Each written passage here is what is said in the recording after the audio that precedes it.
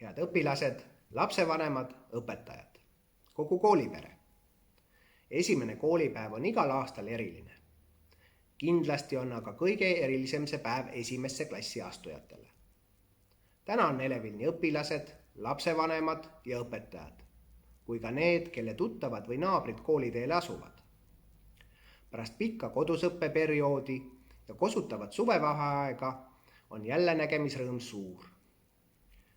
Igale noorele õppurile on juurde tulnud pikkust, aga ka asjalikkust, tõsidust. Taas saab alustada õpinguid oma armsas koolimajas.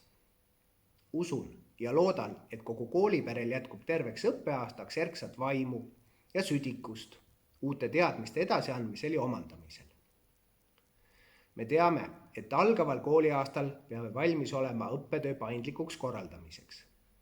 Viiruseoht maailmas pole kuhugi kadunud ja see tähendab, et peame järgima ohutusreegleid ning käituma ennast ja teisi hoidvalt, olema vastutustundlikud.